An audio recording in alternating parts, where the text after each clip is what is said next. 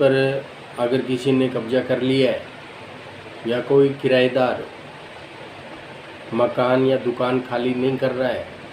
बार बार प्रयास करने के बावजूद भी असफलता हाथ लग रही है, या कई बार ऐसा होता है कि आप अपनी प्रॉपर्टी लेकर खरीद कर छोड़ देते हैं और उस पर अनायास ही दूसरे लोगों का कब्जा हो जाता है, वो कब्जा कर लेते हैं और फिर आपको उस प्रॉपर्टी का कब्जा हटाने में कानूनी कार्रवाई करनी पड़ती है। लेकिन कानूनी कार्रवाई के साथ साथ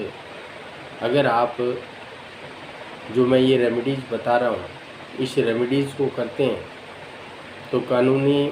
कार्रवाई के साथ साथ इस रेमेडीज़ को करने से आपको अच्छा बेनिफिट दिखाई देगा और आपका किराएदार या जो कब्जाधारी है, जिसने कब्जा कर रखा है, वो जल्द ही आपका मकान, दुकान या प्लॉट या खेत खाली कर देगा। इसलिए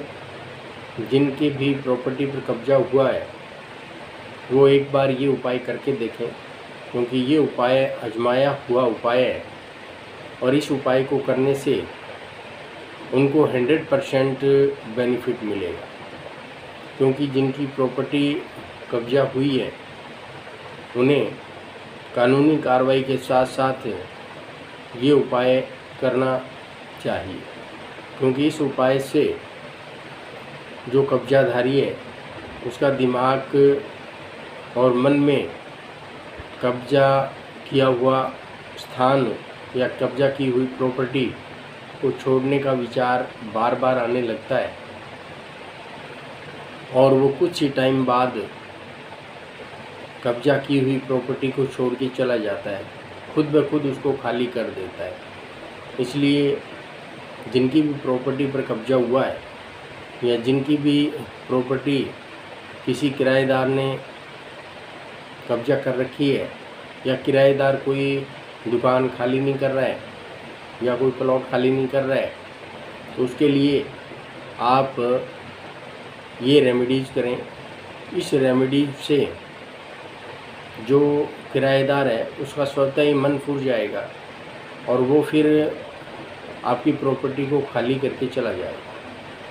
आपने अगर कानूनी कार्रवाई कर रखी है तो कानूनी कार्रवाई के साथ साथ इस उपाय को करना भी ज़रूरी है, क्योंकि अगर ये उपाय आप करते हैं तो आपको 100% बेनिफिट दिखाई देगा। इसके लिए आपको करना क्या है, आप शनिवार को एक भोजपत्र लेकर आएं और उसके साथ साथ बाज़ार से लाल चंदन लेकर आएं और एक शहद की शीशी भी लेकर आएं, क्योंकि ये उपाय इन तीनों से आपको करना है। बाज़ार से आप भोजपत्र लेकर आएं, एक लाल चंदन लेकर आएं और एक शहद की शीशी लेकर आएं। लाल चंदन से भोजपत्र के ऊपर उस कब्जेधारी का नाम लिखना है जिसने प्रॉपर्टी पर कब्जा कर रखा है, जिसने आपकी प्रॉपर्टी पर कब्जा कर रखा है उसका नाम आपने लाल चंदन से भोजपत्र के ऊपर लिखना है और उसके बाद उसको शहद की शीशी के अंदर डबो देना है, बंद कर देना है और उस शीशी को आपने किसी ऐसे स्थान पर रखना है जहां किसी का हाथ नहीं पहुंचे और बार बार जो है उसको कोई हाथ नहीं लगाए, ऐसे ऊंचे स्थान पर उसको रख देना है अपने घर में। ऐसा आपने शनिवार को करना है शाम के वक्त और उसके बाद आपने अगले शनिवार इस भोजपत्र को निकाल देना है और शनि मंदिर आपके अगर नज़दीक है तो वहाँ चले जाएं उस भोजपत्र को लेकर और शनि मंदिर के अंदर छोड़कर वापस चले आएं और आने के बाद दोबारा फिर भोजपत्र लेना है, लाल चंदन से जिसने आपकी प्रॉपर्टी पर कब्जा कर रखा है उसका नाम लिखना है और उसके बाद उसको शहद की शीशी के अंदर डाल देना है और उस शहद की शीशी को अंधेरे कमरे में नैवेद्य कोण में दक्षिण और पश्चिम का जो कॉर्नर है वहाँ आपने उसको रख देना है। उसके बाद आपने नेक्स्ट शनिवार वापस उसको निकालना है भोजपत्र को और शनि मंदिर में छोड़ के आ जाना है। ऐसा आप लगातार 11 शनिवार करते हैं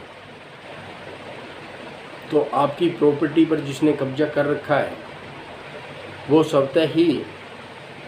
आपकी प्रॉपर्टी छोड़ने को मजबूर हो जाएगा और उसे आपकी प्रॉपर्टी छोड़ना पड़ेगी। तो इसलिए आप इस उपाय को करें। ये आजमाया हुआ उपाय है और काफ़ी लोगों को इसका लाभ हो चुका है। इसी प्रकार के ज्ञानवर्धक वीडियो देखने के लिए आप ज्योतिष मणि चैनल को लाइक करें, सब्सक्राइब करें और कमेंट में जय श्री राम लिखें। नमस्कार।